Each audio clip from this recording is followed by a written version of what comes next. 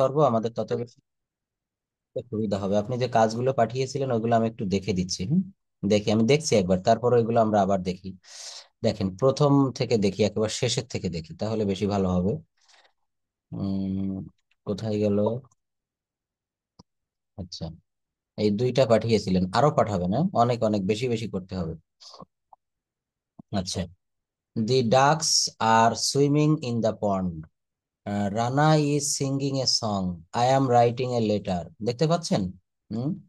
তারপর হচ্ছে you are catching fish, CATCHING। বাহ, বানানোটা ঠিক আছে, ধন্যবাদ। কিরণ ইজ প্লেইং, এখানে যদি একটা অবজেক্ট যোগ করে দেই কেমন হয়? কিরণ ইজ প্লেইং ফুটবল, কি হবে? Kiran is playing football. Kiran football খেলছে।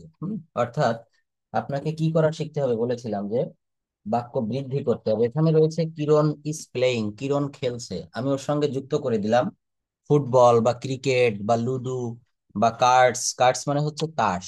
কিরণ তাস খেলছে, Kiran is playing cards.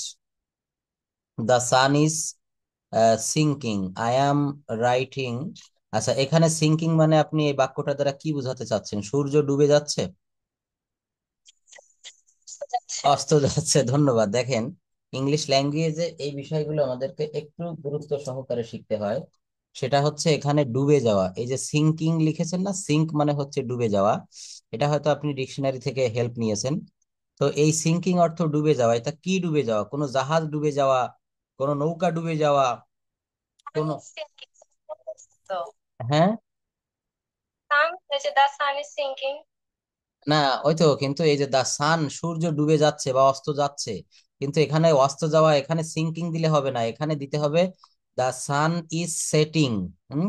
Sunset মানে হচ্ছে অস্ত যাওয়া, এখানে সিঙ্কিং মানে অস্ত যাওয়া, ডুবে যাওয়া। এটা কি? নৌকা ডুবে যাওয়া, কোনো মানুষ ডুবে যাওয়া, জাহাজ ডুবে যাওয়া, এটার বেলায় সিঙ্কিং হবে। যেমন আপনি নদীর তীরে দাঁড়িয়ে আছেন, একটা নৌকা ডুবে যাচ্ছে, একটা জাহাজ ডুবে যাচ্ছে আপনার চোখের সামনে, তখন আপনি বলতে পারেন the boat is sinking, the ship is sinking.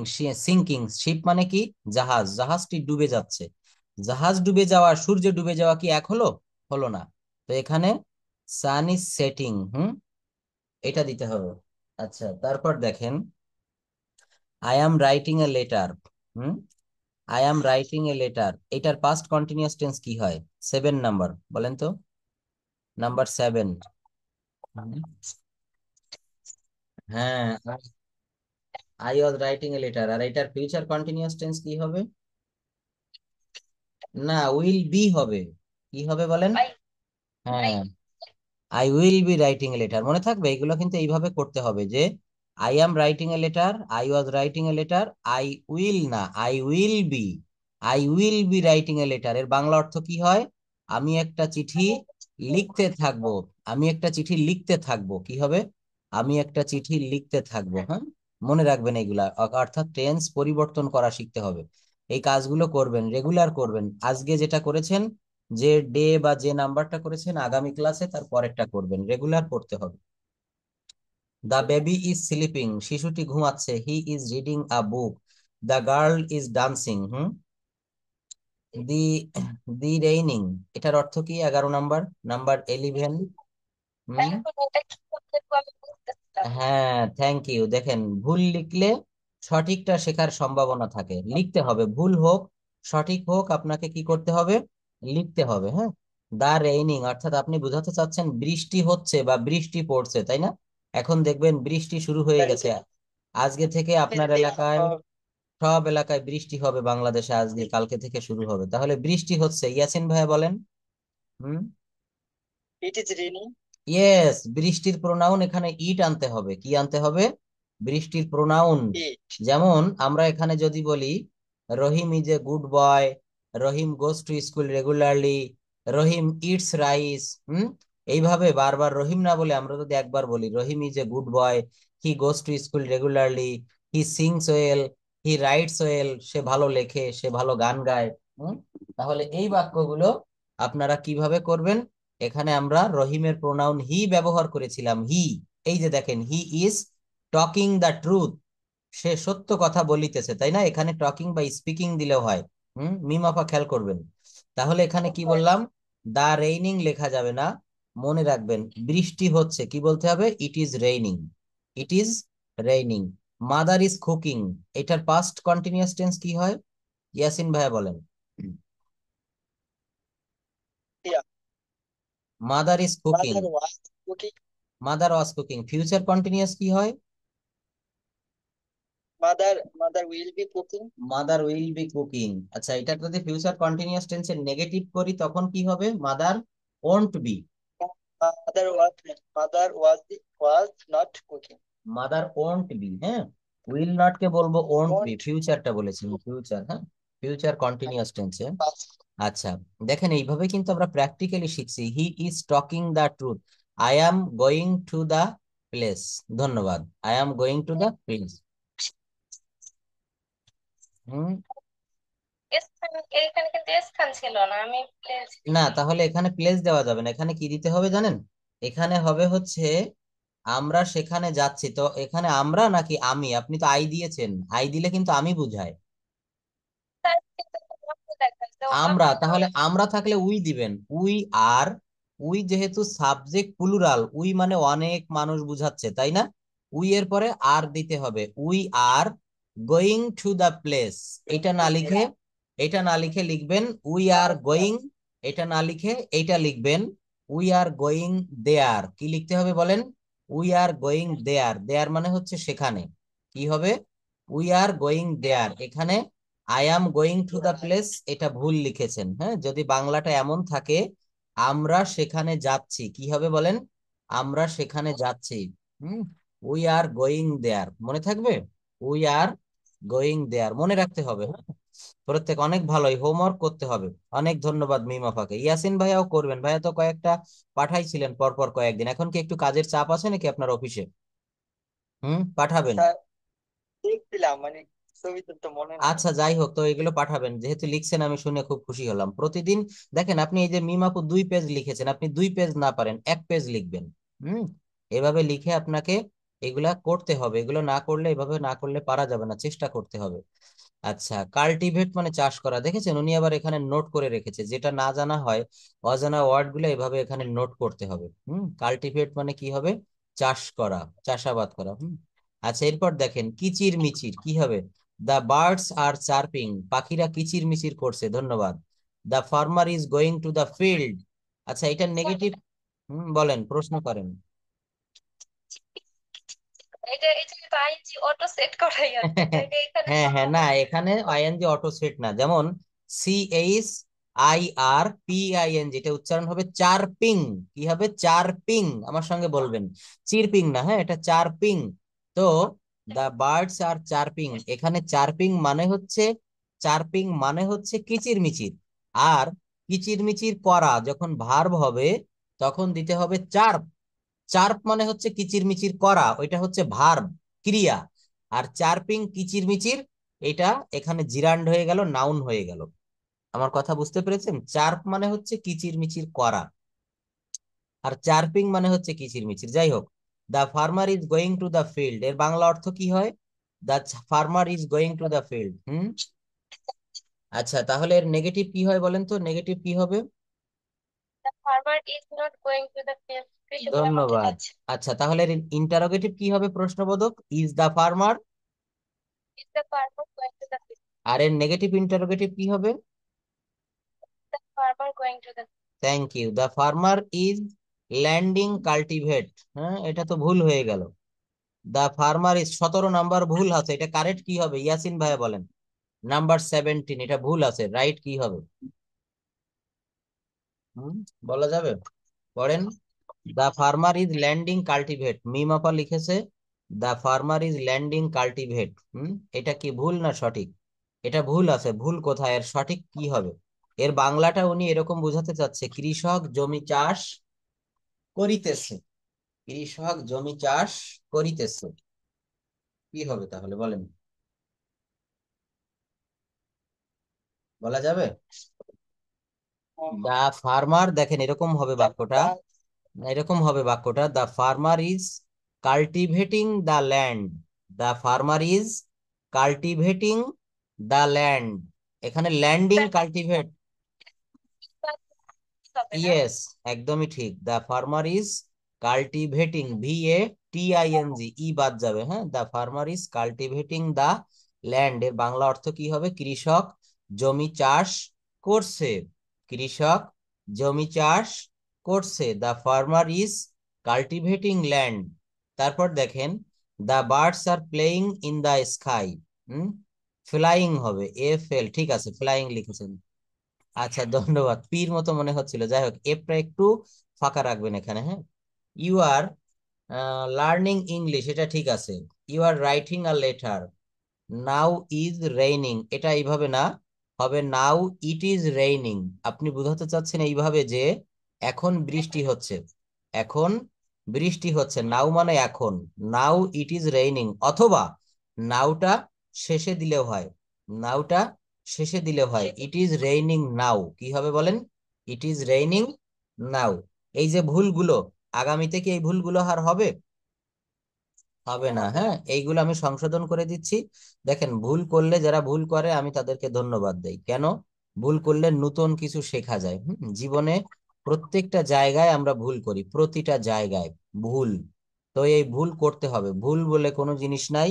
ভুল মানে হচ্ছে একটা একটা নতুন এক একটা শিক্ষা। এই যে আপনি এটা ভুল করলেন, আমি শিখাই দিলাম, তাই না? ইট ইজ রেইনিং নাও, এইভাবে লিখবেন, ইট ইজ রেইনিং নাও। হুম। আচ্ছা, তারপর দেখেন, রোজি ইজ কুকিং দ্য ফুড, কি বললাম? রোজি ইজ কুকিং দ্য ফুড। হুম, এটা ঠিক আছে। I am taking to her, talking, I am talking to her. Talking with দিবেন, ঠিক আছে। এখানে কি দিব বলেন? উইথ। ইয়াসিন ভাই খেয়াল করছেন? আচ্ছা, তারপর দেখেন, sir. Mother mother is making the piece, নাকি? এটা কি হবে? না, এটা, হ্যাঁ, হয়তো এটা দিবেন হচ্ছে mother is caking, mother is caking cake. Cake মানে হচ্ছে পিঠা, CAKE, কেক। আমরা বাজার থেকে কেক কিনে খাই না, 5 টাকা, 10 টাকা, 20 টাকা, 50 টাকা। এই কেক মানেও কিন্তু কেক, আবার কেক মানে কিন্তু পিঠা, CAKE, কেক। হম। তারপর দেখেন, জয় ইজ ওয়ার্কিং, কি হবে? জয় ইজ, হ্যাঁ হ্যাঁ, জয় ইজ ওয়ার্কিং, জয় কাজ করছে। ধন্যবাদ, অনেকগুলো লিখেছেন, অনেক, খুব সুন্দর হয়েছে। তো এইভাবে আমাদেরকে প্রতিদিন এই কাজগুলা কিন্তু করতে হবে, করে করে আমাদেরকে আগাতে হবে, হ্যাঁ। প্রত্যেকদিন আমাদের এই কাজগুলো করতে হবে। এইগুলো করলে আমরা ভালোভাবে এখান থেকে শিখতে পারবো। একটু ছিল বাকিগুলা পারি, ওই যে আচ্ছা, ইনক্লুসিভ তাহলে জিরান্ড দেখাবো আজকে, জিরান্ড, হ্যাঁ, জিরান্ড দেখাচ্ছি, ধন্যবাদ। আচ্ছা, আপনি যেহেতু বলেছেন, তো আমি আগে 1-2 মিনিট একটু এটা দেখায় আসি। হুম। এটা দেখলে আমাদের বেশি কাজে দেবে। দেখেন এখানে কি আছে। এখানে বলছে যে পত্রিকা পড়া নিয়ে একটা দিয়েছে। এটা একটু বাংলায় পড়তে হবে, একটা ডায়লগ, বাংলা অনুবাদ। রাজু বলছে, হ্যালো মিনা, তুমি কেমন আছো? ইয়াসিন ভাই এটা একটু পড়েন তো, বাংলাটা পড়েন, আমি ইংলিশ করে দিব।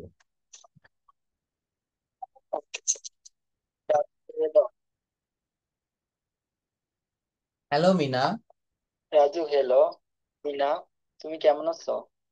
মিনা, ওকে, ধন্যবাদ। আমি ভালো আছি, তুমি কেমন আছো? রাজু, আমিও ভালো আছি, ধন্যবাদ। তুমি কোথায় যাচ্ছ? মিনা, আমি একটি সংবাদপত্র কিনতে যাচ্ছি।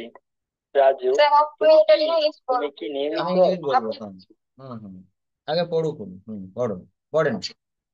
হুম,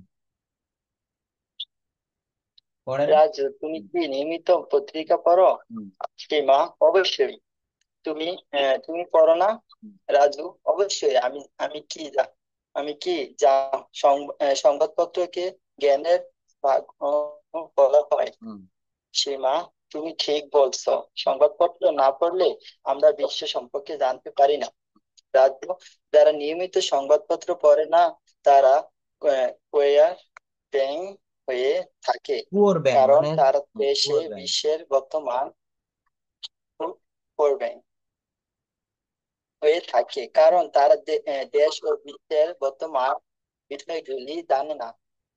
সীমা, একই সাথে সংবাদপত্রগুলিতে আমাদের অধ্যয়নের সাথে সম্পর্কিত নির্মিতগুলি রয়েছে। তারপর তারা খুব নিবন্ধনগুলি রয়েছেন, অর্থাৎ বলছে যে যারা নিয়মিত সংবাদপত্র পড়ে না তারা কুয়োর ব্যাং, কুয়োর ব্যাং মানে বোঝেন যেটা, অর্থাৎ আমাদের যে কুয়া আছে না, অর্থাৎ যে মানে আমরা যেটাকে বলি, মানে ছোট ছোট পাতকুয়া যেটা, অর্থাৎ পুকুরের থেকেও ছোট যে জায়গা, অর্থাৎ যারা সংবাদপত্র পড়ে না তাদের জ্ঞানটা খুবই সীমিত।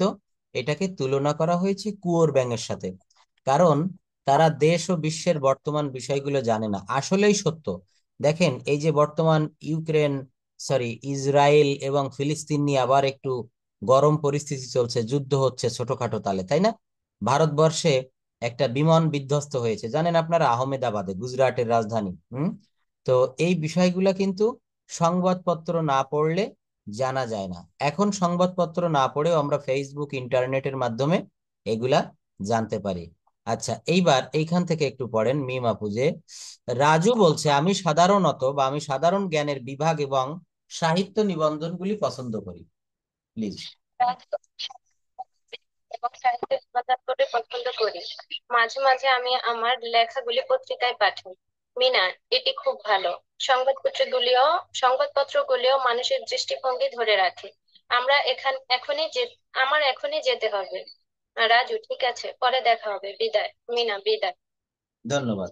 তাহলে এখানে এই ডায়লগটার ভিতরে যে কঠিন ওয়ার্ড গুলো আছে সেইগুলা যদি আমরা একটু লক্ষ্য করি, প্রথম ওয়ার্ডটা হচ্ছে ইম্পর্ট্যান্স। ইম্পর্ট্যান্স শব্দের অর্থ হচ্ছে গুরুত্ব। নিউজ পেপার এর অর্থ হচ্ছে সংবাদপত্র। স্টোর হাউস এর অর্থ হচ্ছে জ্ঞানের ভান্ডার। নলেজ মানে হচ্ছে জ্ঞান। Frogs of the well, well মানে কিন্তু কুয়া। ফ্রক্স অফ দা ওয়েল মানে কুয়োর ব্যাঙ, অর্থাৎ অল্প জ্ঞানী লোক। কারেন্ট মানে হচ্ছে বর্তমান। আবার অনেকে বলতে পারেন কারেন্ট মানে তো বিদ্যুৎ, সেটাও ঠিক আছে। অ্যাফেয়ার্স মানে বিষয়। অ্যাফেয়ার্স মানে কি হবে বলেন? বিষয়। আর্টিকেলস মানে হচ্ছে নিবন্ধন, নিবন্ধ। রিলেটেড মানে সম্পর্কিত। সার্টেইনলি মানে অবশ্যই। আর জেনারেল নলেজ মানে হচ্ছে সাধারণ জ্ঞান। জেনারেল নলেজ শব্দের অর্থ হচ্ছে সাধারণ জ্ঞান। তাহলে এইবার আমরা একটু দেখি, প্রথমে বলছে রাজু কথা বলছে। কে বলছে বলেন? রাজু। হ্যালো মিনা, তুমি কেমন আছো? মিনা বলছে, তোমাকে ধন্যবাদ, আমি ভালো আছি। তুমি কেমন আছো? দেখেন, রাজু বলছে hello Mina, how are you. আমরা বাংলা এখন আর দেখবো না, ইংলিশ পড়বো। রাজু বলছে হ্যালো মিনা। রাজু বলছে ওহে মিনা, তুমি কেমন আছো? আমাকে শোনা যাচ্ছে? ভালোভাবে শুনতে পারছেন? মিনা বলছে থ্যাংক ইউ, তোমাকে ধন্যবাদ। আম ফাইন, এটা বলতে হবে I'm fine. I am fine, এটা আম ফাইন, আমি ভালো আছি। হাউ আর ইউ, তুমি কেমন আছো? হাউ আর ইউ, তুমি কেমন আছো? রাজু বলছে I'm also fine. I'm also fine, আমিও ভালো আছি। দেখেন, অলসো অর্থ কি? আমিও। Thank you, where are you going? কি বলছে? Thank you, where are you going? Mina বলছে I'm going to buy a newspaper. আমি একটা সংবাদপত্র কিনতে যাচ্ছি। দেখছেন, আমি কিন্তু কোনো বাংলা সামনে নাই, ইংরেজি পড়ে পড়ে বাংলা করতেছি। কি? মিনা বলছে আম গোয়িং, আমি যাইতেছি, to buy a newspaper, একটা খবরের কাগজ, একটা সংবাদপত্র কিনতে। রাজু বলছে do you read newspaper regularly? তাহলে এই লাইনটুকুর অর্থ কি বলেন তো? ডু ইউ রিড নিউজ, সংবাদপত্র। তুমি কি নিয়মিত সংবাদপত্র পড়ো? তুমি কি নিয়মিত সংবাদপত্র পড়ো? মিনা বলছে অফকোর্স, অবশ্যই। ডোন্ট ইউ, এইটুকের অর্থ কি বলেন তো? Don't you. দেখেন, হুম, ইয়েস। মিনা বলছে রাজুকে, মিনা কি বলছে? অফকোর্স। রাজু প্রশ্ন করেছে যে do you read newspaper regularly, তুমি কি নিয়মিত সংবাদপত্র পড়ো? মিনা বলছে অফকোর্স, অবশ্যই পড়ি। অফকোর্স মানে অবশ্যই বা অবশ্যই পড়ি। ডোন্ট ইউ, এখানে ডোন্ট ইউ রাজু, এই রাজুটার লেখা লাগে না। বলছে ডোন্ট ইউ, অর্থাৎ আমি তো পড়ি, তুমি কি পড়ো না? এই ডোন্ট ইউ মানে হচ্ছে তুমি কি পড়ো না। রাজু বলছে সার্টেইনলি। সার্টেইনলি মানে কি বলেন তো? অবশ্যই বা নিশ্চিত, আমি অবশ্যই পড়ি। You know newspaper is called the storehouse of knowledge. You know, তুমি জানো, newspaper is called, news পেপারকে বলা হয় the storehouse of knowledge, জ্ঞানের ভান্ডার। Newspaper is called the storehouse of knowledge. Mina বলছে you are right, without reading newspaper you can't know about the world. কি বলছে? You are right, Mina বলছে তুমি ঠিক বলেছো Raju, without reading newspaper. এই দেখেন সেই without reading, by plus gerund, without plus gerund. Without reading newspaper, সংবাদপত্র পড়া ছাড়া বা সংবাদপত্র না পড়িয়া উই ক্যান্ট, ক্যান নট কে শর্ট ফর্মে কি লিখেছে? We can't, we can't know about the world, আমরা পৃথিবী সম্পর্কে জানতে পারি না। হুম। আচ্ছা, এই যে রাজু এবং মিনা, এই দুইটার ইয়ে করেন তো একজন একটু, ইংলিশ থেকে বাংলা করেন তো, এটা কি হবে? মিনা বলছে, রাজু বলছে, they who don't read newspaper, পড়েন, দে, দে ও they, frogs of the well. Well, এর বাংলা অর্থ কি হবে? দে হু মানে যারা, don't newspaper, don't read newspaper, যারা সংবাদপত্র পড়ে না, remain frogs of the well, remain frogs of the well, তারা পুওর ব্যাং হিসাবে থাকে, বিকজ কারণ, দে ডোন্ট নো তারা জানে না, the current affairs of the country and world, তারা চলমান বিশ্ব এবং দেশ সম্পর্কে জানে না। কারেন্ট অ্যাফেয়ার্স মানে সাম্প্রতিক ঘটনা, অফ দ্য কান্ট্রি দেশের, অ্যান্ড দ্য ওয়ার্ল্ড, যারা সংবাদপত্র পড়ে না তারা একটা পুকুরের ব্যাঙ বা কুয়োর ব্যাঙ হিসাবে থাকে, তারা নিজ দেশ এবং পৃথিবীর যে চলমান ঘটনা এটা জানে না। আসলে কথাটা অনেক দামি। দেখবেন যারা একেবারে গ্রামে অজপাড়া গায়ে বসবাস করে অনেকে রয়েছে, কখনো পৃথিবীতে কি ঘটে যাচ্ছে এইসব খবর তারা রাখে না। মানে কে মরলো, কে বাঁচলো, কখন বিশ্বযুদ্ধ লাগলো, কখন করোনা মহামারী আসছে, বা নিজের দেশের কি ঘটনা ঘটছে, এসব কিচ্ছু জানে না। অনেকেই এরকম আছে দেখবেন গ্রাম অঞ্চলে। তো এই ধরনের লোকের সাথে কথা বলা, ওঠা বসা করা, আপনি যদি কারেন্ট পৃথিবীর সঙ্গে সংযোগ রাখেন তাহলে আপনার সঙ্গে আর ওই ধরনের লোকের সঙ্গে কিন্তু মিলবে না। হুম। আমার গ্রামেও রয়েছে, এবং তারা নিজেকে বড় মনে করে, জাহির করে, তারা বলে কি যে তারা যেটা বলে সেইটাই রাইট। এই ধরনের লোকের ধারে কাছেও কখনো ঘেঁষবেন না। হুম। তো কি করতে হবে? আপনি সংবাদপত্র পড়ার দরকার নেই, কিন্তু বর্তমানে ফেসবুকে বিভিন্ন টিভি চ্যানেল, নিউজ চ্যানেল বা বিভিন্ন যে সংবাদপত্র রয়েছে এইগুলাতে লাইক, ফলো, কমেন্ট দিয়ে রাখবেন, দেখবেন আপনার ফোনে অটোমেটিকলি এগুলা চলে আসবে। হুম। এগুলো জানতে হবে। যেমন এখন সারা বিশ্বব্যাপী বা বিশেষ করে বাংলাদেশে কিন্তু এই বর্ষা মৌসুমে ডেঙ্গু রোগটা কিন্তু দেখা দিচ্ছে, ডেঙ্গু জ্বর। হুম। আরেকটা দেখা দিচ্ছে হচ্ছে করোনা, এটা কিন্তু সাম্প্রতিক একটা নিউজ, আপনারা দেখেছেন কিনা? তো এইভাবে কিন্তু আমাদেরকে এটা জানলে কি হয় জানেন, সারা দেশে ডেঙ্গু বাড়ছেন। এখন মনে করেন মিমাপু সে লক্ষ্মীপুর বা নোয়াখালী থেকে, কুমিল্লা থেকে ক্লাস করছে, এটা জেনে সে সচেতন হতে পারবে, তার ফ্যামিলির লোকজনদেরকে বলতে পারবে, তার বেবিদেরকে সচেতন করতে পারবে, সে নিজে সচেতন হতে পারবে, তাই না? এগুলা করলে কি হবে? এগুলো কিন্তু নিজের কাজে লাগবে। অর্থাৎ যদি আপনি জানতে পারেন যে সারা দেশে ডেঙ্গু জ্বর খুব বেশি ছড়িয়ে পড়ছে, তখন নিজেকে সচেতন করতে হবে। যাই হোক, মিনা বলছে, at the same time news paper contains article related to our study, আমাদের পড়াশোনা সংক্রান্ত বিভিন্ন আর্টিকেল থাকে, দে আর ভেরি হেল্পফুল, তারা খুব সাহায্য মানে সহায়ক, আমাদের জন্য এগুলো সহায়ক। তো দেখেন, আপনারা এখান থেকে এই বাংলা পড়ে ইংরেজি করার চেষ্টা করবেন। এখানে একটা আছে দেখেন, রাজু বলছে, হ্যালো মিনা, তোমাকে খুবই দুশ্চিন্তাগ্রস্ত দেখাচ্ছে, কিন্তু কেন? এইটার ইংলিশ কি হবে দেখেন। রাজু বলছে, hello Meena, you look very anxious, তোমাকে খুব উদ্বিগ্ন দেখাচ্ছে, উদ্বিগ্ন মানে দুশ্চিন্তাগ্রস্ত, বাট হোয়াই কিন্তু কেন? কি হবে? বাট হোয়াই কিন্তু কেন? মিনা বলছে, I am very worried because one of my relatives has recently concentrated corona virus, contracted corona virus and he has not recovered yet, আমার এক আত্মীয় সম্প্রতি সে করোনা আক্রান্ত এবং সে ভালো হচ্ছে না। হুম। তাহলে এই বাক্যগুলো আপনারা ইংরেজি থেকে বাংলা করবেন, আর বাংলা থেকে ইংরেজি করতে হবে। এই দেখেন, 100 এক্সাম্পলস অফ রেগুলার ভার্ব, এই যে রেগুলার ভার্বের কয়েকটা এক্সাম্পল দিয়েছে, এগুলো পড়বেন। অ্যাকসেপ্ট মানে গ্রহণ করা, আমি এগুলো দিয়ে দিব। অ্যাকসেপ্ট মানে গ্রহণ করা, অ্যাকসেপ্টেড অ্যাকসেপ্টেড। অ্যাক্ট মানে আচরণ করা, অ্যাক্টেড অ্যাক্টেড। অ্যাচিভ মানে অর্জন করা, অ্যাচিভড অ্যাচিভড। অ্যাডমায়ার অর্থ প্রশংসা করা, অ্যাডমায়ার্ড অ্যাডমায়ার্ড। এগুলো একটু পড়েন তো, অ্যাচিভ থেকে পড়েন তো, ইয়াসিন ভাইয়া পড়েন অ্যাচিভ থেকে। পড়েন। জি। অ্যাসিভ, অ্যাসিভত অর্জন করা, অ্যাসিভটেড, অ্যাসিভটেড হুম। না, তারপর হলো না, এটা তো অ্যাসিভ, অ্যাসিভত অর্জন করা, অ্যাসিভড, অ্যাসিভ। তারপরে অ্যাডমায়ার, অ্যাডমায়ার তো প্রশংসা করা, অ্যাডমায়ার্ড, অ্যাডমায়ার্ড। তারপরে অ্যাডভাইস তো উপদেশ দেওয়া, অ্যাডভাইসড, অ্যাডভাইসড। তারপর হলো এফেক্ট অর্থ প্রভাবিত করা, এফেক্টেড এফেক্টেড। এগ্রি অর্থ রাজি হওয়া, এগ্রিড এগ্রিড। এমাজ অর্থ বিস্ফোরিত হওয়া, বিস্মিত এমাজ হওয়া। এটা উচ্চারণ হবে বিস্মিত হওয়া। হ্যাঁ, বিস্মিত, বিস্মিত বলা যাবে না, বিস্ফোরিত বিস্মিত। হ্যাঁ, বিস্মিত মানে কি, অর্থাৎ আপনি এমন একটা বিস্ফোরিত ঘটনা দেখলেন, এমন একটা বিষয় দেখলেন যে আপনি নিজে সেটা দেখে অবাক হয়ে গেলেন। হ্যাঁ, বিস্মিত হওয়া। বিস্ফোরিত। তারপরে হলো খালি হুম, বলা যাবে এগুলো সব। হুম, ধন্যবাদ। ক্যান্সার। হুম, তাহলে আর তারপর দেখা যায়। দেখা যায় না। এখন এইগুলো দিয়ে বাক্য করতে হবে, বাক্য তৈরি করা যাবে যে কোনো একটা দিয়ে। আমি যদি বলি এইটা দিয়ে একটু বাক্য তৈরি করেন তো, কোনটা বলেন তো? এটা অ্যাডভাইস, উপদেশ। এটা দিয়ে বাক্য তৈরি করতে হবে, কে পারবেন?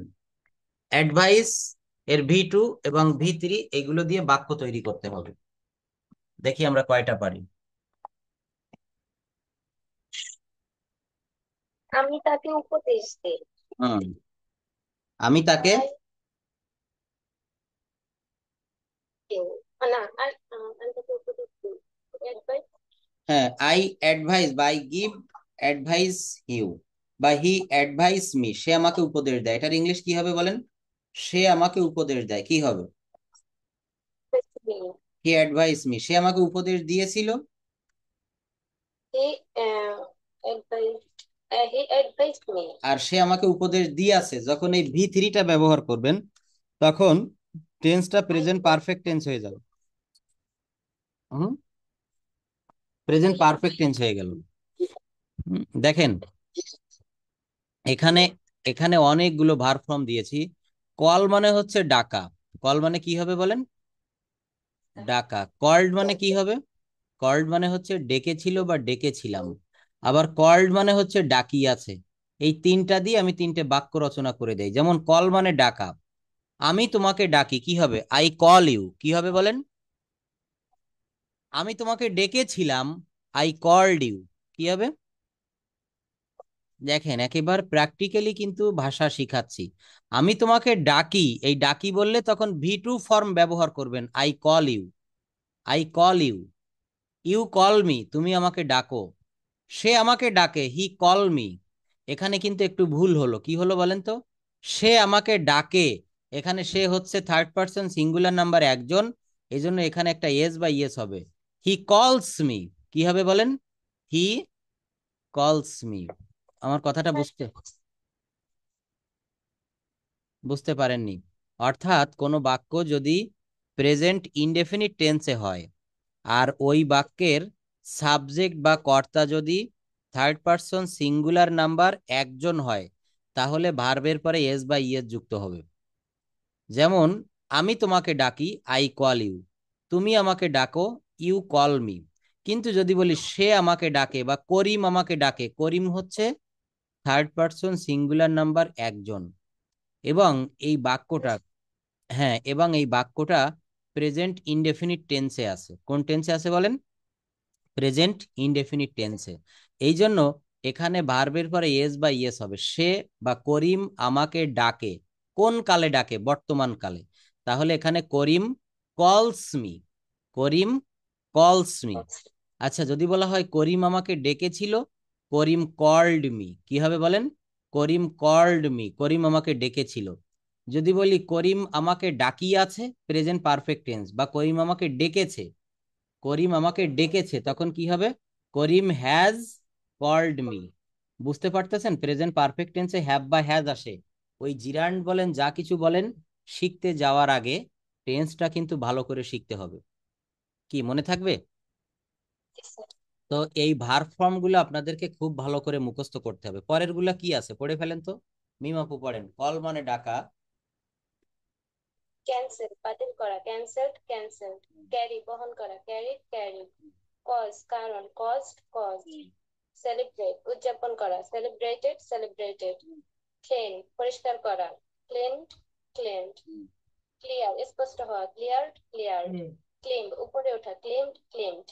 এটা উচ্চারণ হবে ক্লাইম। কি হবে বলেন? CLIMB। ক্লাইম মানে হচ্ছে উপরে ওঠা, ক্লাইম ক্লাইম। তো যাই হোক, এইগুলা মুখস্থ করবেন, আর এইগুলো দিয়ে যদি সময় পান বাক্য লিখবেন। আর যদি লেখার মতো সময় না থাকে, আমরা তো সবাই এখানে সংসারী বা আমরা বিভিন্ন রকমের কাজে চাকরিতে থাকি, তাই না? যদি সময় না পাওয়া যায় তাহলে এখানে কি করতে হবে? এইগুলো দিয়ে আপনি বাক্য রচনা মুখে মুখে বলবেন আর ফোনে রেকর্ড করবেন। হোয়াটসঅ্যাপে আমার সাথে যখন কথা বলেন, পাশে দেখবেন একটা ভয়েস রেকর্ডের অপশন রয়েছে, একটা মাইক্রোফোন আঁকানো রয়েছে, ওখানে কথা বলে রেকর্ড করে আমাকে পাঠাবেন। তাহলে সময় কম লাগবে। আচ্ছা, তো এইগুলো মুখস্থ করবেন। এখানে অনেক ভার্ব ফর্ম দিয়েছি, অনেক।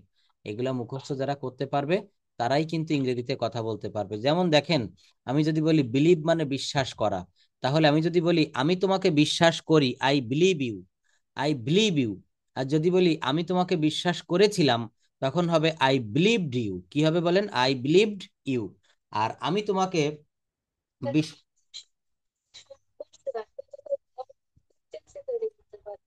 পারতেছেন না কেন? দেখেন আমি শিখাই দিচ্ছি, বুঝাই দিচ্ছি। বিলিভ মানে বিশ্বাস করা। যদি বলা হয়, আপনি আমাকে বললেন স্যার, আমি আপনাকে বিশ্বাস করি, I believe you, I believe you. হুম। যদি বলা হয় আমি তোমাকে বিশ্বাস করেছিলাম, আপনি আমাকে বলছেন স্যার, আপনাকে তো আমি বিশ্বাস করেছিলাম, তখন হবে আই বিলিভড ইউ, BLIEVED। এটা কিন্তু past form, I believed you. আর এরপরে যেটা, এটাকে বলে V3 অংশ বা পাস্ট পার্টিসিপেল অংশ। কি বোঝা যাচ্ছে? এটা V3 অংশ বা পাস্ট পার্টিসিপেল অংশ। আই বিলিভড ইউ, হ্যাঁ, আই বিলিভড ইউ দিলে V2 হয়ে গেল। V2 past indefinite form, past form এটা। আমি তোমাকে বিশ্বাস করেছিলাম, আর আমি তোমাকে বিশ্বাস করিয়াছি, আই হ্যাভ বিলিভড ইউ। কি হবে? I have believed you. হ্যাঁ, present perfect tense, past perfect tense, আর যখন ফিউচার পারফেক্ট টেন্স হবে তখন এই V3 অংশটা আপনাকে ব্যবহার করতে হবে। বুঝতে পেরেছেন? হ্যাঁ, এইটা দিয়ে যদি বলা হয়, এটা যদি বললাম আমি তোমাকে বিশ্বাস করেছি, বা আমি তোমাকে বিশ্বাস করিয়া থাকবো, বা আমি তোমাকে বিশ্বাস করেছিলাম, তখন কিন্তু এই তিনটা প্রেজেন্ট পারফেক্ট টেন্সে হবে আমি তোমাকে বিশ্বাস করেছি, পাস্ট পারফেক্ট টেন্সে হবে আমি তোমাকে বিশ্বাস করেছিলাম, আর ফিউচার পারফেক্ট টেন্সে হবে আমি তোমাকে বিশ্বাস করিয়া থাকবো। ফিউচার পারফেক্ট টেন্সে সবসময় ইয়া থাকবো, ইয়ে থাকবে, ইয়ে থাকবেন। যেমন ফিউচার পারফেক্ট টেন্সের একটা বাক্য বলতেছি, এরপর আপনাদের বলতে হবে। যদি বলি আমি ভাত খাইয়া থাকবো, বা আমি ভাত খেয়ে থাকবো, কি বললাম বলেন? আমি ভাত খেয়ে থাকবো। আচ্ছা, খেয়ে থাকবো বললে কি? অথবা বলা যায় তুমি আসার আগে আমি ভাত খেয়ে থাকবো। মানে আপনি আমাকে বললেন যে স্যার, আমরা দুইজন কিন্তু ঘুরতে বের হব, তো আমি আপনার বাসায় আসার আগে আপনি ভাত খেয়ে রেডি হয়ে থাকবেন।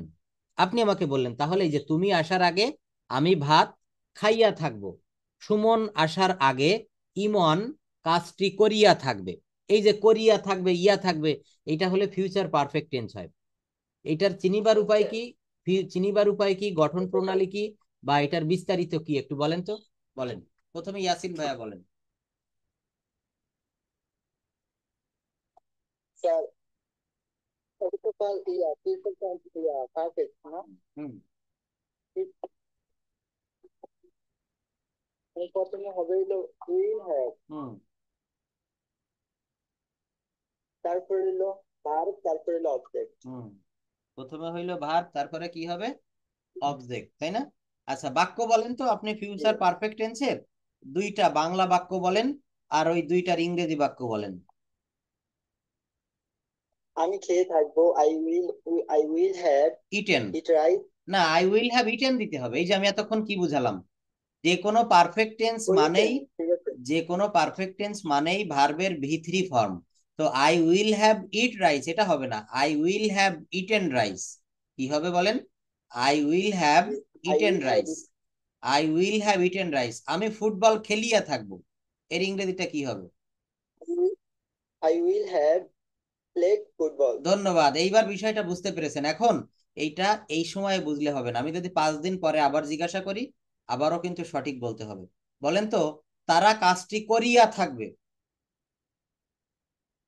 তারা কাজটি করিয়া থাকবে, দে হ্যাভ, করিয়া থাকবে, দে উইল হ্যাভ প্লেড না, they will have, they will have, work. They will have done the work.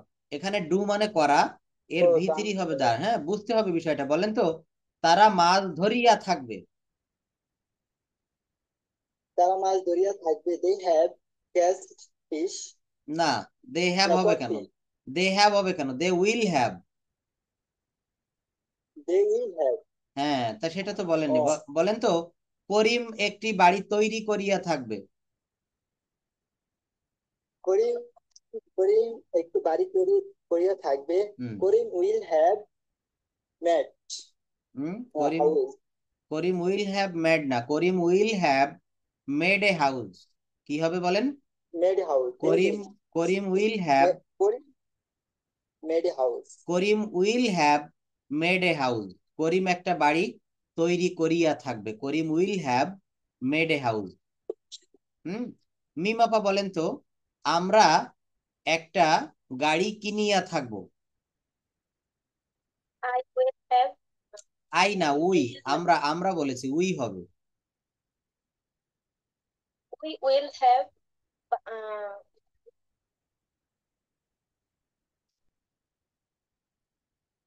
by a না, উই উইল হ্যাভ। এই দেখেন, এই যে বাই এর পাস্ট ফর্ম, বাই এর পাস্ট ফর্ম, পাস্ট ফর্ম না, বাই এর পাস্ট পার্টিসিপল ফর্ম, ভি3 ফর্ম পারতেছেন না, তাই না? তো এইগুলো কিন্তু পারতে হবে, বট হবে। we bought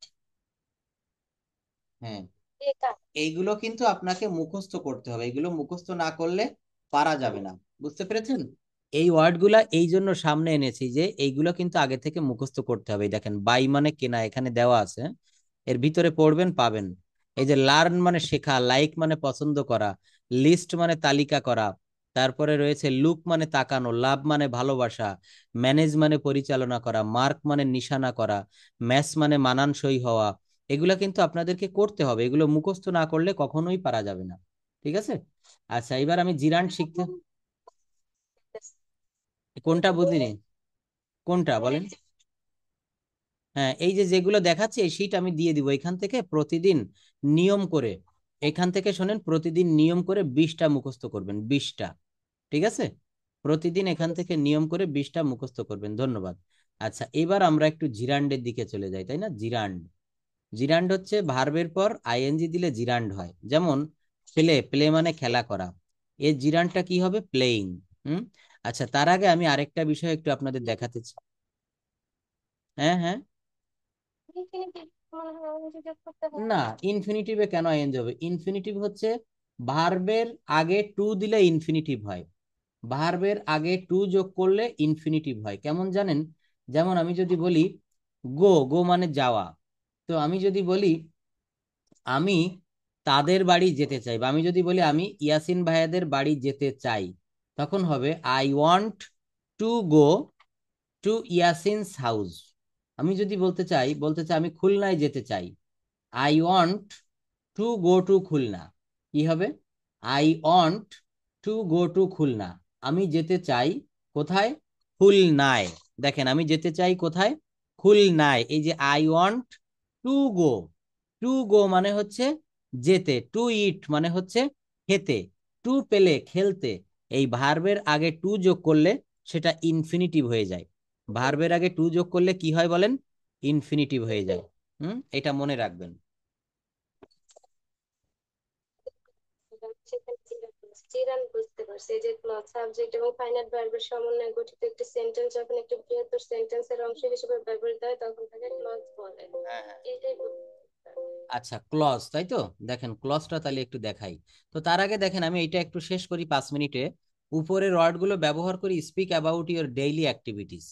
উপরের ওয়ার্ডগুলো ব্যবহার করি speak about your daily activities. এইটা একটু পড়েন। ইউজিং প্রেজেন্ট সিম্পল টেন্স, হ্যাঁ, প্রেজেন্ট সিম্পল টেন্স ব্যবহার করে আমাদের ডেইলি অ্যাক্টিভিটিস। এখানে ভার্বগুলো আমি এই দেখেন ইয়েলো কালার দিয়ে মার্ক করেছি। প্রথমে ইয়াসিন ভাইয়া পড়বেন, তারপর মিমাপু পড়বেন। এটা পড়েন, আসসালামু আলাইকুম, গুড আফটারনুন ইউ অল। পড়েন। Okay. Assalamu alaikum. Good afternoon, you all. I am Yasin. Before you, I am really glad to share my activities. I will try to say something about my daily activities. I get up early in the morning every day. Then I brush my teeth. Then I wash my face and to take ablution for further prayer. After that, I that I do some exercise. Then I refresh myself and take my breakfast. Then ready, go to office at 9:30 a.m. Then I start doing my work. Then I take lunch at 2 p.m. After that, I come back from office at 5 p.m. Then I spend spend some things with my family. Then I learn speak for 1 hour. Then I take my dinner at 10 p.m. Then I go to bed for sleeping at 11 p.m. That's all about my daily activities. Thanks for patience sharing. দেখেছেন, তাহলে শেষে কি বলতে হয়? That's all about my daily activities, thanks for patience hearing. Thanks for patience hearing. এবার মিম আপু পড়েন তো এখান থেকে। আসসালামু আলাইকুম। Assalamu alaikum. Good afternoon, you all. I am Israt before you. I am really glad to share my feelings. I will try to say something about my daily activities. I get up early in the morning every day. Then I brush my teeth. Then I wash my face and take ablution for Fajr prayer. After that, I do some exercise. Then I refresh myself and take my breakfast. Then I get ready to go to office at 9:30 a.m. Then I start doing my work. Then I take lunch at 2 p.m. After that, I come back some office at 5 p.m. Then I spend some time with my family. Then I learn English for 1 hour. Then I take my dinner at 10 p.m. Then I go to bed for go bed for sleeping at 11 p.m. That's all about my daily activities. Thanks for patient hearing. ধন্যবাদ। কি বলছে যে thanks, ধন্যবাদ, for patience hearing, অর্থাৎ ধৈর্য সহকারে শোনার জন্য ধন্যবাদ। দেখেন, এটা হচ্ছে প্রেজেন্ট টেন্স ব্যবহার করে আপনি যা যা করেন সারা দিনের একটা ছোট্ট বর্ণনা। কখন আপনি নামাজ পড়েন, কখন আপনি ব্রেকফাস্ট করেন, কখন রাত্রে ঘুমাতে যান, সবই এখানে দেওয়া আছে। আবার এইটাকে যদি বলি what did you do yesterday, গতকাল তুমি কি করেছিলে, এইটা তাহলে আমাকে পাস্ট ফর্ম ব্যবহার করে বলতে হবে। যেমন এখানে বলেছে যে I get up early in the morning every day, এখানে বলতে হবে I got up early in the morning yesterday, আমি গতকাল খুব সকালে ঘুম থেকে উঠেছিলাম। তারপরে আরেকটা বলা যায় what was your yesterday activities. এরপর আরেকটা বলা যায় what will you do tomorrow, একটা বলা যায় what will you do tomorrow, তুমি আগামীকাল কি করবে। এই যে what will you do tomorrow, এই শীটটা আমি দিয়ে দিব, এটা মুখস্থ করবেন। এখানে আমি যদি বলি আপনাদের দুজনকে যে আগামীকাল কে কি করবেন, এইটা একটু লিখতে হবে বা মুখে মুখে বলতে হবে। কিভাবে বলবেন? এইভাবে বলতে হবে। দেখেন, আসসালামু আলাইকুম, good afternoon you all, I am Sakib before you, এখানে যার নাম দিতে হবে। I am really glad to share my feelings. I will try to say something about my tomorrow's activities. I will try, আমি চেষ্টা করব, to say something about my tomorrow's activities. I will get up early in the morning tomorrow. Then I will brush my teeth. Then I will wash my face and I will take ablution for Fajr prayer. After that, I will do some exercise. Then I will refresh myself and take my breakfast. তাহলে এই বাক্যগুলো আমরা কিভাবে করব? এই বাক্যগুলো আমরা একটা প্রেজেন্ট ফর্ম ব্যবহার করে করব, একটা পাস্ট ফর্ম, আরেকটা কোন ফর্ম? Future form. এবার দেখেন, ক্লজ বুঝতে চেয়েছিলেন, ক্লজ নাকি কন্ডিশনালস নাকি জিরান্ড, ভালোভাবে বলেন কোনটা শিখাবো? না আপনি হুম Finite verbs হুম হুম বুঝতে পারছি, হুম কিন্তু clause সি হচ্ছে এল এ ইউ এস এ। আচ্ছা, দেখেন তাহলে এখানে আমাদেরকে একটা বিষয় জানতে হবে যে আপনি বলছেন যে ডাব্লিউএইচ করতে গেলে ইনফিনিটিভ লাগে, জিরান্ড লাগে আর ক্লজ লাগে, তাই না? তো আমরা ক্লজটা একটু তাহলে দেখি, ক্লজ ইন ডিটেইলস। ক্লজটা শিখতে গেলে আমাদের কি কি জানতে হবে বা কিভাবে আমরা ক্লজটা, যে ক্লজ ইন ডিটেইলস। ক্লজ শব্দের অর্থ হচ্ছে, ক্লজ শব্দের অর্থ হচ্ছে, ক্লজ শব্দের অর্থ হচ্ছে বাক্য অংশ। ক্লজ শব্দের অর্থ কি বলে বলেন? বাক্য অংশ। একটা বাক্য বললাম, I know the man who came here yesterday. আমি লোকটিকে চিনি যে গতকাল এখানে এসেছিল। এখানে দুইটা ক্লজ। এখানে কয়টা ক্লজ বলেন?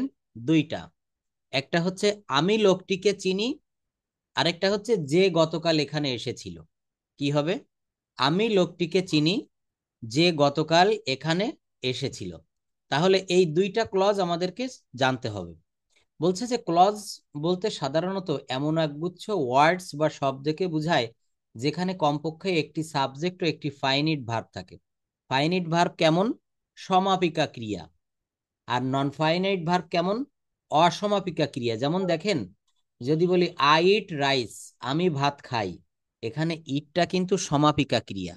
আমি ভাত খাই এটা বললে আর কি কিছু শুনতে ইচ্ছা জাগে? জাগে না। কিন্তু আমি যদি বলি আমি ভাত খেতে, এই পর্যন্ত গিয়ে থেমে গেলাম, আমি ভাত খেতে, তখন আপনি বলবেন যে স্যার আমি ভাত খেতে কি? আমি ভাত খেতে চাই, আমি বাজারে যেতে চাই, তারা কাজটি করতে চায়। এই যে করতে, খেতে, যেতে, এগুলাকে বলে ইনফিনিটিভ। হুম। তো বলা হচ্ছে যে তবে আধুনিক ইংরেজিতে একটি শব্দ দিয়েও ক্লজ হতে পারে, যেমন গো, ডু, স্লিপ, এগুলাও ক্লজ হতে পারে। ফাইনিট ভার্বের সংজ্ঞাটা দেখেন, যে ভার্ব দেখে বা যে ভার্বের দ্বারা টেন্স চেনা যায় তাকে ফাইনিট ভার্ব বলে, ফাইনাইট ভার্ব বলে। যেমন আই ইট রাইস, এখানে ইট ভার্বটাকে দেখে টেন্স চেনা যায়, তাহলে এইটা হচ্ছে ফাইনাইট ভার্ব। সুতরাং উপরের সংজ্ঞা থেকে আমরা একটি ক্লজের তিনটি বৈশিষ্ট্য পাই। ক্লজ হতে গেলে একগুচ্ছ ওয়ার্ড থাকা লাগবে, একটি সাবজেক্ট থাকা লাগবে ওই বাক্যে, আর একটি ফাইনাইট ভার্ব থাকা লাগবে। একটি কি থাকা লাগবে বলেন? ফাইনাইট ভার্ব থাকা লাগবে। এই তিনটে জিনিস থাকা লাগবে যদি সেটা ক্লজ হতে হয়। যেমন দেখেন, হি টেক্স টি, এর বাংলা অর্থ কি? সে চা পান করে। তাহলে এখানে একটা সাবজেক্ট আছে, এখানে তিনটা ওয়ার্ড রয়েছে, একগুচ্ছ ওয়ার্ড আছে, তারপর এখানে একটা ফাইনাইট ভার্ব, দেখেন F V, F V, F তে ফাইনাইট, ভিতে ভার্ব, টেক্স, এটা হচ্ছে ফাইনাইট ভার্ব। হি টেক্স টি। উপরের ক্লজটি, উপরের বাক্যটি ক্লজ হওয়ার জন্য যে তিনটি বৈশিষ্ট্য প্রয়োজন তার তিনটিই কিন্তু এখানে রয়েছে। একগুচ্ছ ওয়ার্ড, যেমন হি টেক্স টি, এখানে একগুচ্ছ ওয়ার্ড, একটা সাবজেক্ট আছে হি, একটি ফাইনাইট ভার্ব আছে টেক্স।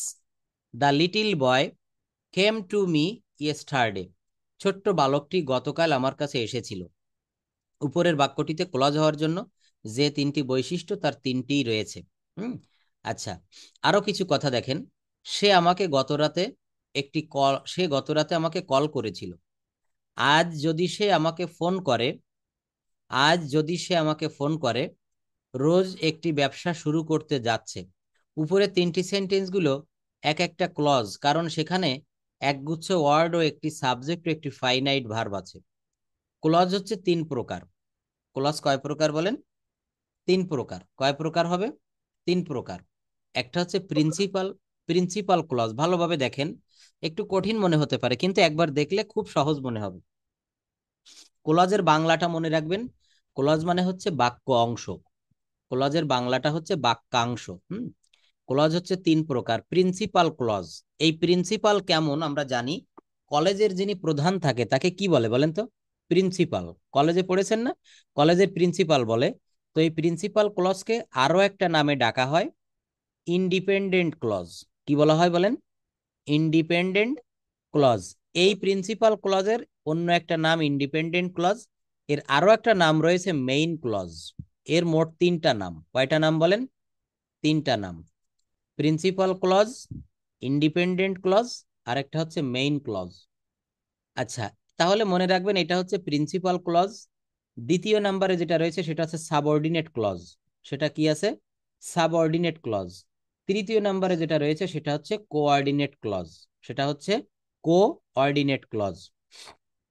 আচ্ছা, এইবার দেখেন এগুলো আমরা একটু পরে দেখব। এই সাবঅর্ডিনেট ক্লজকে আবার 3 ভাগে ভাগ করা যায়: noun clause, adjective clause, adverb clause. আমরা একবারে এতগুলো শিখতে গেলে কোনোটাই হয়তো মনে থাকবে না। আগে আমরা এই 3টা দেখি, মেইন 3টা।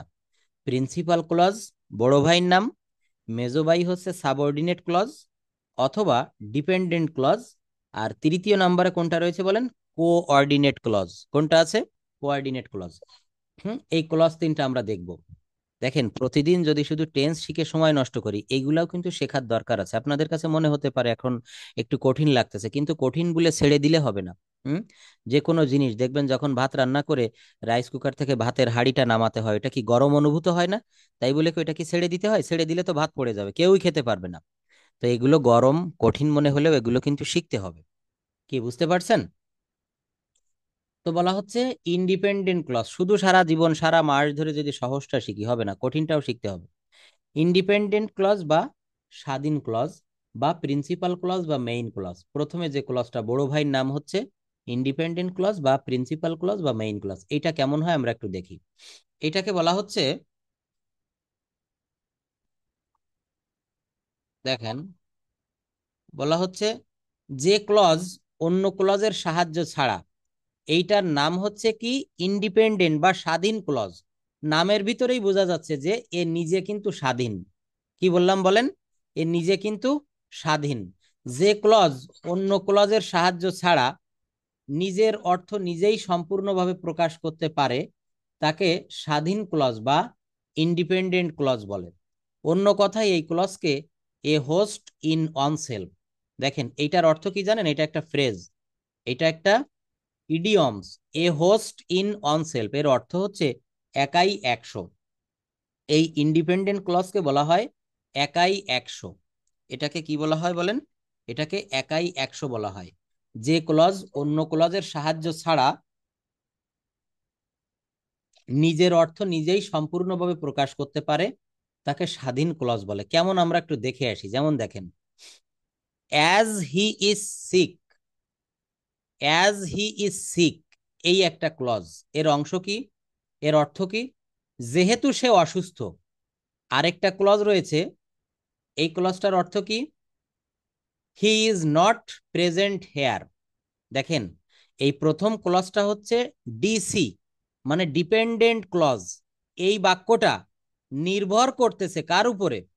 হি ইজ নট প্রেজেন্ট হেয়ার, সে এখানে উপস্থিত নেই। এই যে ক্লজটুকু দেখেন, দ্বিতীয় ক্লজ, এর বাংলা অর্থ কি? সে এখানে উপস্থিত নেই।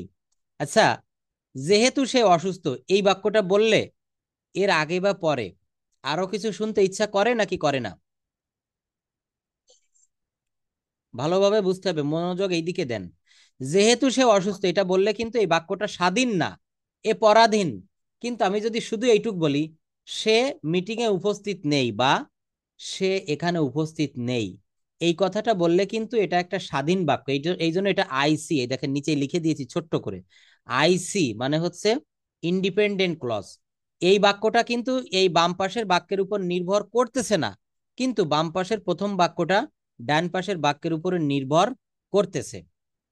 এই জন্য প্রথম বাক্যটা হচ্ছে ডিপেন্ডেন্ট ক্লজ আর দ্বিতীয় বাক্যটা হচ্ছে ইন্ডিপেন্ডেন্ট ক্লজ। এখানে যদি মন দিয়ে বুঝতে পারেন একেবারে সহজ, প্রাইমারির একটা বাচ্চাও বুঝতে পারবে। বলা হচ্ছে দুইটা বাক্য অংশ থাকে একটা বাক্যে।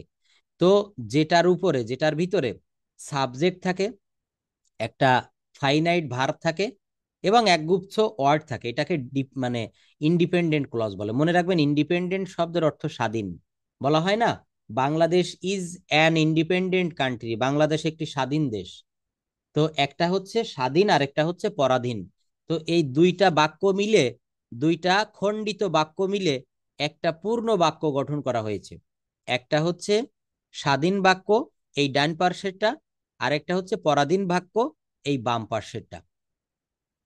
এবার দেখেন, he is not present hair, যেহেতু এই বাক্যটুকু পরিপূর্ণ অর্থ প্রকাশ করতে পারে, অর্থাৎ অ্যাজ হি ইজ সিক, এই যে বাক্য অংশটুকু, এর সাহায্য নিতে হয়নি, তাই he is not present here এই অংশটুকু ইন্ডিপেন্ডেন্ট ক্লজ। এই অংশটুকু স্বাধীন বাক্য। কোনটুকু? He is not present here. অন্যদিকে অ্যাজ হি ইজ সিক এই অংশটুকুর অর্থ পরিপূর্ণ না, অর্থাৎ প্রিন্সিপাল ক্লজের সাহায্য নিতে হচ্ছে। তাই অ্যাজ হি ইজ সিক, বাম পাশের এই প্রথম অংশটুকু বা প্রথম বাক্য অংশটুকু, এটা হচ্ছে একটা ডিপেন্ডেন্ট ক্লজ বা একটা অধীন বাক্য, একটা পরাধীন বাক্য। কি বোঝা যাচ্ছে? ইয়াসিন ভাইয়া কথা বলবেন।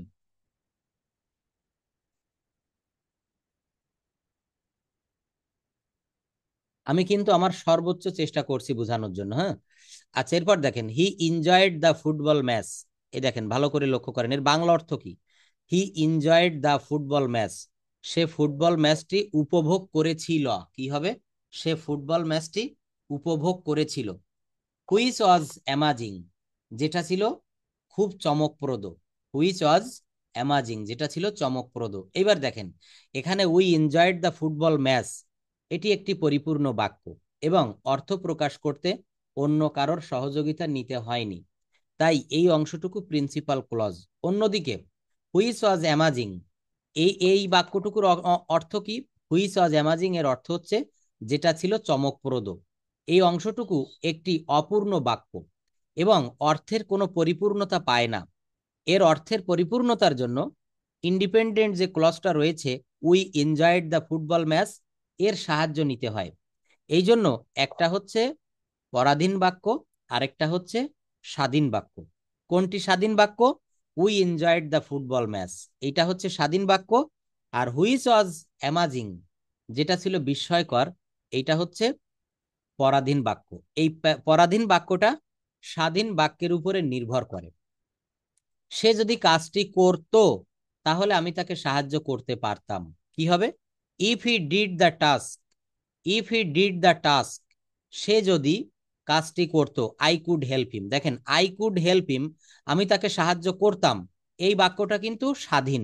এইটার দ্বারা কিন্তু অর্থ পরিপূর্ণভাবে প্রকাশ পাচ্ছে। বুঝতে পেরেছেন? আচ্ছা, ঠিক একইভাবে এখানে দেখি। এবার দেখেন ডিপেন্ডেন্ট ক্লজ, যে ক্লজ অন্য ক্লজের সাহায্য ছাড়া নিজের অর্থ নিজেই সম্পূর্ণভাবে প্রকাশ করতে পারে না, তাকে অধীন বাক্য বা ডিপেন্ডেন্ট ক্লজ বলা হয়। ডিপেন্ডেন্ট মানে কি বলেন তো? নির্ভরশীল। হুম। অর্থাৎ নিজে খেতে পারে না, অন্য কেউ না খাওয়ালে সে খেতে পারে না। যেমন আপনার বাচ্চা, সে কি এখন স্বাধীন ডিপেন্ডেন্ট ক্লজ নাকি ইন্ডিপেন্ডেন্ট ক্লজ বলেন তো? আপনার বাচ্চাটা, সে এখন ইন্ডিপেন্ডেন্ট ক্লজ। হুম। ডিপেন্ডেন্ট ক্লজ মানে নির্ভরশীল, ডিপেন্ডেন্ট। অর্থাৎ আপনি খাওয়ালে সে খায়, আপনি ঘুমালে সে ঘুম পড়ে, তার যদি এখন কিছু কেনার প্রয়োজন হয় আপনার উপর সে নির্ভর করে, সে কিন্তু এখন ডিপেন্ডেন্ট। হ্যাঁ, কিন্তু আপনি এখানে মা, আপনি এখানে ইন্ডিপেন্ডেন্ট ক্লজ, স্বাধীন বাক্য। আচ্ছা, এইবার দেখেন টার্নিং পয়েন্ট। ক্লজ চিনতে গেলে লিঙ্কিং ওয়ার্ডস, লিঙ্কার্স গুলো মুখস্থ রাখতে হবে। এগুলো মুখস্থ করলে ক্লজ চেনা যায়। যেমন অ্যাজ, সিন্স, বিকজ। প্রথম বাক্যে দেখেন অ্যাজ ছিল, একেবারে প্রথম বাক্যটা এই যে অ্যাজ হি ইজ সিক, যেহেতু সে অসুস্থ, he is not present here, সে এখানে উপস্থিত নয়। তাই না? তাহলে এখানে কি করলাম? এই বাক্যটা আমাদেরকে এইভাবে করতে হবে। আমি পড়াচ্ছি, একটু পরে ফোন দিচ্ছি পড়ানোর পরে। এখানে এই বাক্যটা আমাদের এইভাবে তৈরি করতে হবে। হ্যাঁ, এখানে we enjoyed the football match একটি পরিপূর্ণ বাক্য এবং অর্থ প্রকাশ করতে অন্য কারো সহযোগিতা নিতে হয়নি। আচ্ছা, এবার ডিপেন্ডেন্ট ক্লজ আমরা দেখি। টার্নিং পয়েন্টগুলো মুখস্থ করবেন। As, since, because, though, although, so that, lest, if, unless, এগুলা থাকে। হুম। আচ্ছা, যে ক্লজের পূর্বে লিঙ্কার্স বা লিঙ্কিং ওয়ার্ড থাকে সেই ক্লজটি সাধারণত ডিপেন্ডেন্ট ক্লজ। কি বলেছে? যে ক্লজের পূর্বে এই যে লিঙ্কার্স, এই উপরে যেগুলো বললাম এগুলো কিন্তু সব লিঙ্কার্স, এগুলো কিন্তু বাক্যকে জোড়া লাগিয়ে দেয়। এই লিঙ্কার্স গুলো থাকে বা সাবঅর্ডিনেট ক্লজ বলে। আবার লিঙ্কার্স বা লিঙ্কিং ওয়ার্ডটি সরিয়ে নিলে ডিপেন্ডেন্ট ক্লজটি ইন্ডিপেন্ডেন্ট ক্লজে পরিণত হয়ে যায়। হুম। এটা মনে রাখবেন একটু, ডিপেন্ডেন্ট ক্লজটি ইন্ডিপেন্ডেন্ট ক্লজে পরিণত হয়ে যায়। এবার দেখেন ডিপেন্ডেন্ট ক্লজ বা সাবঅর্ডিনেট ক্লজ চেনার উপায়, যেটা পরাধীন বাক্য ডিপেন্ডেন্ট ক্লজ, সেটা আমরা কেমনে চিনবো? এই ক্লজের পূর্বে রিলেটিভ প্রোনাউন। কি বলছে? এই ক্লজের পূর্বে রিলেটিভ প্রোনাউন যেমন which, what, who, that, whom, এই রিলেটিভ অ্যাডভার্ব হিসাবে হোয়েন, হোয়ার, হাউ, হোয়াই, এবং adverbial conjunction while, before, after, as often, fill, until, unless, এইগুলা কিন্তু থাকবে। I know when he comes, while there is life there is hope, I know where he lives. এই দেখেন হোয়ার বসেছে, while বসেছে, when বসেছে। এই ডিপেন্ডেন্ট ক্লজের প্রথমে বা মধ্যে এইগুলা থাকে, which, what, who, that, hmm, while, before, after, এগুলা কিন্তু ডিপেন্ডেন্ট ক্লজের পূর্বে থাকে। এরপর আরেকটা দেখবো, শোনেন, একদিনে বেশি দেখবো না আমরা, আজকে শুধু এইটুক পড়বেন, ইন্ডিপেন্ডেন্ট ক্লজটা ভালো করে পড়েন। আগামীকাল আমি যদি ক্লাস নেই, আগামীকাল কি সোমবার, আবার মঙ্গলবার আপনাদের নাই, বুধবারের ক্লাসে বা যদি আগামীকাল পারি আমি অল্প একটু সময়ের জন্য ক্লাস নিব, এই দুইটা ক্লাস আবার দেখাই দিব, ইন্ডিপেন্ডেন্ট ক্লজ এবং কোঅর্ডিনেট ক্লজ। আজকে ভালো করে ডিপেন্ডেন্ট ক্লজটা আমার মনে হয় বুঝতে পেরেছেন যে স্বাধীন বাক্যগুলা কেমন হয়, যেটা অন্য বাক্যের সাহায্য ছাড়া, যে বাক্যগুলো অন্য বাক্যের সাহায্য ছাড়া অর্থ প্রকাশ করতে পারে তাকে ইন্ডিপেন্ডেন্ট ক্লজ বা স্বাধীন বাক্য বলে। এইটুকু কি বুঝতে পেরেছেন? আগামী দিন